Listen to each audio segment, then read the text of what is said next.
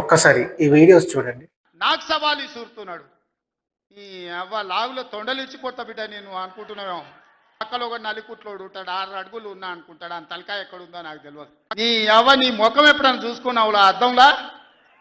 పేడమూతి బోడిలింగం, నువ్వు కూడా నా గురించి మాట్లాడతావా? నీవెంత, నీ స్థాయి ఎంత? నీ నెత్తి మీద కాలు పెట్టి తొక్కుతాను. నా కోపాన్ని, నా బాధను దృష్టిలో పెట్టుకొని ఇవాళ పగ సాధించే కార్యక్రమాలు మొదలు పెడితే తూవాన్ పాపన వాడు పోతాడు. పో, నేను ప్రమాణ స్వీకారం చేసినాడే కూలబడ్డాడు, నడువిరిగింది. ఏం మాట్లాడుతున్నారు సార్ మీరు చీఫ్ మినిస్టర్ లా బిహేవ్ చేయకండి. ఆ నోటికి వచ్చిన మాటలు ఏంది, బజార్ మాటలు ఏంది సార్? మీరు ముఖ్యమంత్రి కదా, కొద్ది హుందాగా మాట్లాడండి. ప్రభుత్వ ఖర్చుతో సభలు పెట్టడము, ప్రతిపక్షాన్ని తిట్టడము, వ్యక్తిగత దూషణలకు పాల్పడము ఏం సార్?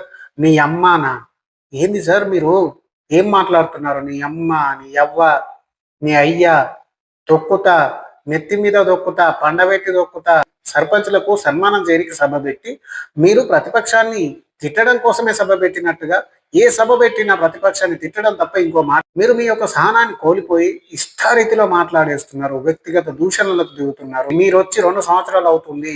ఇప్పటి వరకు ఏం చేశారో చెప్పండి. 6 గ్యారెంటీలు 100 రోజులలో అమలు చేస్తామని వచ్చారు అధికారంలోకి. ఒక్కటంటే ఒక్క గ్యారెంటీ అన్న పూర్తిగా అమలు చేశారా సార్? అది లేదు. కేవలం ప్రతిపక్షం మీద విరుచుకుపడ్డమే కేసీఆర్ గారి కుటుంబాన్ని తిట్టడమే మీ పరిపాటిగా మారిపోయింది తప్ప ఏ ఒక్క రోజు కూడా ప్రభుత్వం పట్ల అవగాహన లేదు మీకు. ఇవేనా సార్ కొత్తగా గెలిచిన సర్పంచ్లకు దిశానిర్దేశం చేస్తామని ఒక సభ పెట్టి ఆ సభలో కేవలం కేసీఆర్ గారిని టార్గెట్ చేయడం, పాలమూరు రంగారెడ్డి ఎత్తిపోతల పథకం మీద వీలైతే మీరు సమాధానం చెప్ప, నోటికి వచ్చినట్టు బజారు మాటలు మాట్లాడుతున్నారు. మీరు ముఖ్యమంత్రినా, వీధి రౌడీనా? మీరు అన్ఫిట్ ఫర్ సీఎం సీటుకు అర్హులు కాదు. మీరు ఇంకా ప్రతిపక్షంలో ఉన్నట్టే మాట్లాడుతున్నారు తప్ప అధికార పక్షంలో ఉన్నాం మనం. అధికారం వచ్చి 2 ఏళ్ళు అవుతుంది. మనం ఏమేం వాగ్దానాలు ఇచ్చాము, రైతులకు ఏమని చెప్పాము, మహిళలకు ఏమని చెప్పాము, యువతకు ఏమని చెప్పాము, నిరుద్యోగులకు ఏమని చెప్పాము, ముసలులకు ఏమని చెప్పాము, ఇవి మాత్రమే చూడాల్సిన పోయి మీరు కేవలం ప్రతిపక్షాన్ని టార్గెట్ చేస్తూ, ఒక కుటుంబాన్ని టార్గెట్ చేస్తూ, దానికోసమే సభలు పెడుతూ, దానికోసమే నోటికి వచ్చిన కారు కూతలు కూస్తూ బజారు మాటలు మాట్లాడుతున్నారు. మా తెలంగాణ పరువు పోతుంది మీ వల్ల. సభ ఏదైనా సరే ప్రతిపక్షాన్ని తిట్టడమే మీ పరిపాటి మారిపోయింది. ఇకనైనా మార్చుకోండి.